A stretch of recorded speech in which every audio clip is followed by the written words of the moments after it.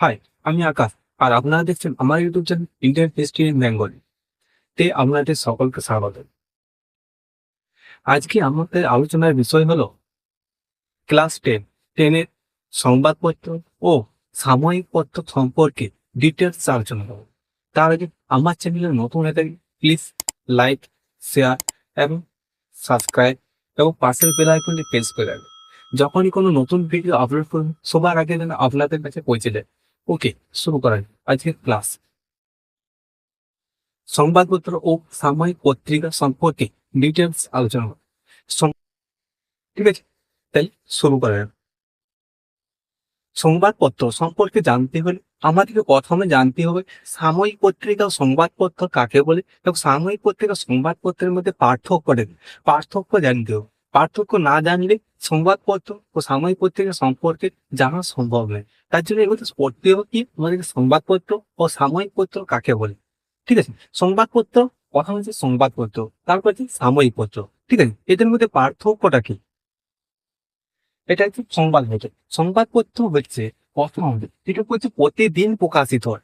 যেমন কি আনন্দবাজার পত্রিকা প্রতিদিন প্রকাশিত হয়, এটা কি একটা সংবাদপত্র, এটা কি একটা সংবাদপত্র। কিন্তু সাময়িক পত্রিকা এটা কবে প্রকাশিত হবে? মাসে হবে, সপ্তাহে হবে। ঠিক আছে, এটা প্রকাশিত হবে, তার জন্য এটা সাময়িক পত্রিকা। ঠিক আছে, 2 নম্বরে এটা সংবাদপত্র সাধারণত আকারে কি হবে? বড় হবে। ঠিক আছে, আকারটা কেমন হবে? বড় হবে। কিন্তু সাময়িক পত্রিকা আকার কি হবে? ছোট হবে, আকারে ছোট হবে। 3 নম্বরে সংবাদপত্রে সাধারণত সংবাদপত্রের যে পেজগুলো সাধারণত পাতলা হবে। ঠিক আছে, আর সাময়িক পত্রিকার পেজগুলো কি হচ্ছে যেহেতু ছোট ছোট, তার জন্য কিন্তু পেজগুলো খুব পুরু হবে, মোটা হবে। ঠিক আছে, 4 নম্বরে এই সংবাদপত্রে সাধারণত যেহেতু পাতলা পেজে এবং প্রতিদিন প্রকাশিত হয়, তার জন্য কিন্তু এর কিন্তু দামটা, এর মূল্যটা কিন্তু কম হবে। আর যেহেতু এটি কি হচ্ছে সপ্তাহে প্রকাশিত হয়, সপ্তাহে বা মাসে প্রকাশিত হয়, তার জন্য সংবাদপত্রে সাময়িক পত্রিকার দামটা বেশি হয়। ঠিক আছে, সাময়িক পত্রিকার দাম বেশি হয়। ঠিক আছে, 5 নম্বরে 5 নম্বরে এই সংবাদপত্র সমসাময়িক প্রতিদিনের ঘটনাগুলিকে লেখা হয়, প্রত্যেক দিনের ঘটনাগুলোকে লেখা হয়। কিন্তু সাময়িক পত্রিকায় সাময়িক পত্রিকায় লোকের জীবনী নিয়ে লেখা হয়। ঠিক আছে, বড় বড় আর্টিকেলের মতো লেখা হয়। এটা হচ্ছে সাময়িক পত্রিকা। কিন্তু সাময়িক পত্রিকায় প্রতিদিনের ঘটনা লেখা হয়নি। ঠিক আছে, যেমন রবীন্দ্রনাথ ঠাকুরের জীবনী নিয়ে লেখা হবে। ঠিক আছে, এগুলো সব জীবনী নিয়ে লেখা হয়, সেটা হচ্ছে সাময়িক পত্রিকা। আর সংবাদপত্র কোনটা? যেটা প্রতিদিনের সম্বন্ধে লেখা হবে, প্রতিদিনের খবর লেখা আছে। এটা হচ্ছে সংবাদপত্র ও সাময়িক পত্রিকার মধ্যে পার্থক্য। এটা একটু এগুলোতে না জানলে সংবাদপত্র ও সাময়িক পত্রিকার মধ্যে পার্থক্য বোঝা যাবে না, কোনটা সংবাদপত্র এবং কোনটা সাময়িক পত্রিকা কোনো বোঝা যাবে না। ঠিক আছে, শুরু করে আজকে ক্লাস সংবাদপত্র সম্পর্কে ডিটেলসে। পর্তুগালে পর্তুগালের রাজা ছিল প্রথম ইমানুয়েল। এই প্রথম ইমানুয়েল তাকে পাঠাইছিল ভারতকে খোঁজার জন্য, পাঠাইছিল সমুদ্রে আটলান্টিক মহাসাগর পার থেকে পাঠাইছিল তাকে Vasco da Gama. Vasco da Gama আইছিল 1498 খ্রিস্টাব্দে। কোথায় দিল? কেরল কালিকট বন্দর। বন্দরে আসার পর পরবর্তীকালে আইছিল কেন এই ভাস্কো দা গামা মোট 3 বার আইছিল ভারতে। কবার আইছিল? 3 বার আইছিল। ঠিক আছে, তারপর কি হয়েছিল পরবর্তীকালে? এখানে গোয়াকে কেন্দ্র করে গোয়াকে তারা রাজধানী করেছিল। কোথায় করেছিল রাজধানী? গোয়া। গোয়াকে তারা রাজধানী করেছিল। এই গোয়াতে প্রথম কিছু পেসের সূচনা ছিল 1556 খ্রিস্টাব্দে। 1556 খ্রিস্টাব্দে তারা প্রথম পেসের সূচনা করেন। কোথায় করেছিল? গোয়াতে। তার রাজধানী কোথায় ছিল? গোয়াতে। কি জন্য করেছিল যখন প্রথম ইমানুয়েল বলেছিল, ঠিক আছে, যেহেতু পর্তুগালটা ছোট, পর্তুগাল দেশটা কি ছোট, ছোট হওয়ার জন্য কি হয়েছিল যে সবাই যদি চলে আসে পর্তুগালে কে থাকবে? পর্তুগাল সব নাবিক যদি নাগরিক যদি চলে আসে ভারতকে, তাহলে পর্তুগালে থাকবে। তার জন্য কি হয়েছিল? ইমানুয়েল বলেছিল যে পর্তুগালের যে পর্তুগালের যে নাবিকগুলো ভারতে গেছে তারা কি হচ্ছে বিয়া করার উপহার দিচ্ছে। তারা যে যত পারে বিয়ে করে, আর বিয়া করে কিন্তু যার সন্তান হয় সেই সন্তানটা কার হবে? পর্তুগালদের হবে। তার জন্য কি হয়েছিল, বা যে যত বিয়ে করে সন্তান প্রসব করবে তাকে তত উপহার দেওয়া হবে। ঠিক আছে, তার জন্য কি হয়েছিল যে কে কত কত পরিমাণে বিয়ে করছে এবং কত সন্তান করছে তার দেখার জন্য কিন্তু সংবাদপত্র প্রকাশ করেছিল। প্রথম সংবাদপত্র করেছিল কত খ্রিস্টাব্দ? 1556 খ্রিস্টাব্দ। কারা করেছিল? পর্তুগিজরা করেছিল। বলতে গেলে পরবর্তীকালে ইংরেজরা করেছিল। ইংরেজরা কোথায় ছিল? রাজধানী কোথায় ছিল? কলকাতায় ছিল। ইংরেজদের রাজধানী কলকাতায় ছিল। ঠিক আছে, এই কলকাতায় থাকার জন্য কলকাতা থেকে যে তখন একজন ইংরেজ ছিল, কে ছিল? August Hicky. August Hicky. August Hicky কত খ্রিস্টাব্দে? 1780 খ্রিস্টাব্দে। 1780 খ্রিস্টাব্দে।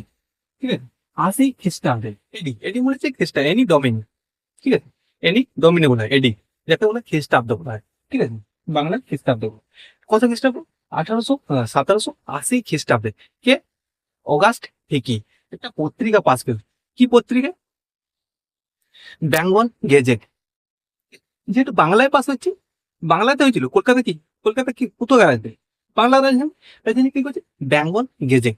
বা আগস্ট হেকির নাম অনুসারে এই পত্রিকার নাম হয়েছিল হেকি গেজেট। কত খ্রিস্টাব্দে পাঠিয়েছিল? 1780 খ্রিস্টাব্দে। ঠিক আছে, এটা কি পত্রিকা ছিল? পত্রিকা ছিল তো, এটা একটা ইংরেজি পত্রিকা ছিল। প্রতি সপ্তাহে পাস হতো, প্রতি সপ্তাহে। ঠিক আছে, সপ্তাহে শনিবারে। কোথা থেকে পাস হতো? কলকাতা। কলকাতা রাধা বাজার থেকে। কলকাতা রাধা বাজার থেকে প্রতি শনিবারে প্রকাশিত হতো। এটা একটা কি পত্রিকা? সাপ্তাহিক প্রতি শনিবার বেরোতো। মানে কি সপ্তাহে বেরোতো, প্রতি সপ্তাহে বেরোতো। ঠিক আছে, এটা কি প্রথম? প্রথম ইংরেজি পত্রিকা। ইংরেজিতে পত্রিকা ছাপা হয়েছিল পুরো ভারতে। প্রথম ইংরেজি পত্রিকা ছিল কি? বেঙ্গল গেজেট। কিন্তু প্রথম সূচনা করেছিল কারা? পর্তুগিজরা। কোথায় করেছিল? 1556 গোয়াতে করেছিল। ঠিক আছে, পরবর্তীকালে এখানে ছিল কলকাতার একজন ছিল। কে ছিল? একজন ইংরেজ ছিল। তার নাম কি? মার্সম্যান। তিনি প্রথম বাংলা ভাষায় সংবাদপত্র প্রচার করেন। এ প্রশ্ন আছে, বাংলা ভাষায় প্রথম ভারতের সংবাদপত্র কে প্রকাশ করেছিল এবং কি ছিল? কি পত্রিকা? কে করেছিল? মার্সম্যান করেছিল। কি পত্রিকার নাম ছিল? সমাচার দর্পণ। কত খ্রিস্টাব্দে? 1818 খ্রিস্টাব্দে। এটা কি পত্রিকা? সাপ্তাহিক পত্রিকা। সপ্তাহে প্রকাশিত, তার মানে কি সাময়িক পত্রিকা। প্রতি সপ্তাহে প্রকাশিত হচ্ছে, তার মানে একটা সাময়িক পত্রিকা। কোন ভাষায় প্রকাশিত হতো? বাংলা ভাষায় প্রকাশিত হতো। ঠিক আছে, কে প্রকাশ করেছিল? কে ছিল? মার্সম্যান ছিল। ঠিক আছে, আরেকটা লেখা করেছিল। কত খ্রিস্টাব্দে প্রকাশিত? 1818 খ্রিস্টাব্দ। এছাড়া তিনি আরেকটা করেছিল, দিক দর্শন। দুটো সংবাদপত্র প্রকাশ করেছিল। একটা ছিল সমাচার দর্পণ, যেটা ছিল বাংলা ভাষায় প্রথম সংবাদপত্র। ঠিক আছে, তারপরে করেছিল 1818 খ্রিস্টাব্দে কি ছিল? দিক দর্শন। এছাড়াও একজন বাঙালি ছিল।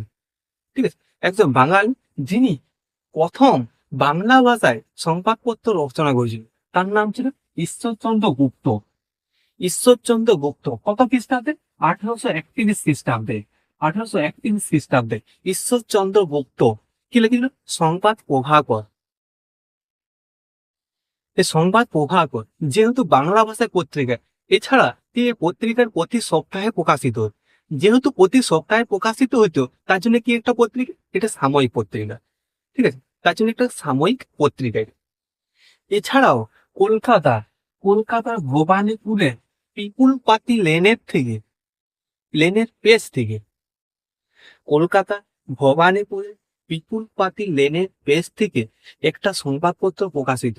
তার নাম বঙ্গ দর্শন। ঠিক আছে, বঙ্গ দর্শন কত খ্রিস্টাব্দে প্রকাশিত হতো? 1872 খ্রিস্টাব্দে 12 এপ্রিল, যা 1279 বঙ্গাব্দে পহেলা বৈশাখে প্রকাশিত হইতে প্রকাশিত হয়েছিল। এই বঙ্গ দর্শন পত্রিকাটি সাধারণত একটা কি পত্রিকা? বাংলা ভাষার পত্রিকা। এবং এটা কি ছিল? একটা মাসিক পত্রিকা, প্রতি মাসে বেরোতো। যেহেতু প্রতি মাসে পরে বেরোতো, প্রতি মাসে প্রকাশিত হতো, সেহেতু এটা কি পত্রিকা? এটা সাময়িক পত্রিকা। ঠিক আছে, এই বঙ্গ দর্শন বা সাময়িক পত্রিকার সম্পাদক কত ছিল? 4 জন ছিল। সম্পাদক 4 জন ছিল। 4 জন কি ছিল? একসঙ্গে ছিল কি? একসঙ্গে নাই, একজন হাঁটিয়ে ছিল আর একজন আই ছিল।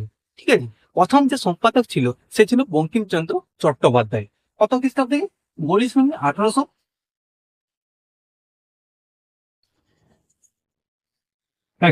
এই বঙ্গদর্শন পত্রিকার প্রথম সম্পাদক ছিলেন কে? বঙ্কিমচন্দ্র চট্টোপাধ্যায়। ঠিক আছে, তিনি কত থেকে কত পর্যন্ত ছিল এটা আসে। এই ইয়ার আগের বছর মাধ্যমিকে মাধ্যমিকে প্রশ্ন আইছিল যে বঙ্কিমচন্দ্র চট্টোপাধ্যায় বঙ্গদর্শন পত্রিকায় কত থেকে কত পর্যন্ত বা কত সাল পর্যন্ত সে সম্পাদক ছিলেন বা সম্পাদনা করেছিলেন। কত থেকে কত? 1872 থেকে 1872 থেকে ছিয়াত্তর ছিয়াত্তর ছিয়াত্তর খ্রিস্টাব্দ। এই দিন কত পর্যন্ত করেছিল? 1872 থেকে 76 পর্যন্ত, মোট 4 বছর। ঠিক আছে, এই 4 বছর করার সময় তিনি কিন্তু উপন্যাস লিখলেন, এই কমলাকান্তের দপ্তর। যে কমলাকান্তের দপ্তর উপন্যাসটা এই বঙ্গদর্শনে বা বঙ্গদর্শনে প্রকাশ করত।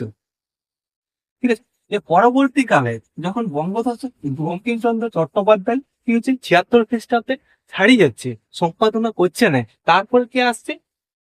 দ্বিতীয় রেখে আসে সঞ্জীব চন্দ্র চট্টোপাধ্যায়। সঞ্জীব চন্দ্র চট্টোপাধ্যায় কত খ্রিস্টাব্দে আসছে? 1877 খ্রিস্টাব্দে। 1877 খ্রিস্টাব্দে বা এডিতে, এনি ডোমিনি বলা হয়। ঠিক আছে, এডিতে আইছিল, কে আইছিল? সঞ্জীব চন্দ্র চট্টোপাধ্যায়। তিনি সম্পাদক করছিল বা সম্পাদনা করছিল। তখন বঙ্গদর্শন প্রকাশিত হতো বঙ্গদর্শন পেজ থেকে। তখন বঙ্গদর্শন পত্রিকাটা প্রকাশিত হতো বঙ্গদর্শন পেজ থেকে। পত্রিকা বা সাময়িক পত্রিকা প্রকাশিত বঙ্গদর্শন পেজ থেকে। ঠিক আছে, 3 নম্বর যে সম্পাদক আসছে, 3 নম্বর সম্পাদক ছিলেন শ্রী সচন্দ্র মজুমদার। কে ছিল? শ্রী সচন্দ্র মজুমদার। তিনি কতটুক সম্পাদক করেছিল? কত খ্রিস্টাব্দে সম্পাদনা করেছিল? করেছিল 1883 1883 তিরাশি খ্রিস্টাব্দে। 1883 খ্রিস্টাব্দে সম্পাদনা করেছিল কে? শ্রী সচেন্দ্র মজুমদার। ইয়ার পর যে 4 নম্বর যে আসছে, 4 নম্বর সে সম্পাদনা করছে, সে ছিল রবীন্দ্রনাথ ঠাকুর। কে ছিল? রবীন্দ্রনাথ ঠাকুর। কত থেকে? 1901 থেকে 1901 থেকে 1905 1901 থেকে 1905 5 এডি খ্রিস্টাব্দ পর্যন্ত তিনি সম্পাদনা করেন কোন? বঙ্গদর্শন পত্রিকা। তিনি রবীন্দ্রনাথ ঠাকুর তার উপন্যাস চোখের বালি তিনি বঙ্গদর্শন পত্রিকায় প্রকাশ করেন। এই বঙ্গদর্শন পত্রিকায় কি কি আলোচনা করা হতো, কি কি লেখা হতো পত্রিকাটা? কিছু তো লেখা হতো, সেটাই সেটাই জানতে চাই কি কি লেখা হতো। মেনলি বঙ্গদর্শন মানে বাংলার দর্শন। বাংলার যদি দর্শন করতে যায় তাহলে কি বাঁকুড়ায় যাই, বাঁকুড়াতে দেখা হয়ে গেল, মানে পুরো বাংলাকে দেখা হয়ে গেল কি? পুরো বাংলাকে। যেমন উদাহরণ হিসাবে বলতে হবে, কেউ একটা ছেলে মেয়ে দেখতে গেছে, মেয়ে দেখতে সুন্দর দেখতে গেছে, সুন্দর দেখতে পছন্দ নেই, চলে এলো। তার কি চরিত্র দেখা হইলো? চরিত্রটা কেমন বটে, কেমন প্রভাবে, ঠিক আছে, সে সম্পর্কে কিছু না জানলে কি হবে? পরে অসুবিধা হবে। সেরকমই বাংলাকে দেখতে গেলে কি হবে? বাংলার সমস্ত কিছু দেখতে হবে। ঠিক আছে, রাজনৈতিক, সামাজিক, অর্থনৈতিক, সাংস্কৃতিক, সমস্ত দিক। রাজনৈতিক দিক, রাজনৈতিক দিকগুলোর মধ্যে কি কি আলোচনা করা হতো? রাজনৈতিক দিক থেকে সাঁওতাল বিদ্রোহ, নীল বিদ্রোহ সম্পর্কে আলোচনা করা হতো, বিভিন্ন বিদ্রোহগুলো। ঠিক আছে, সেরকমই সামাজিক দিক থেকে কি আলোচনা করতো?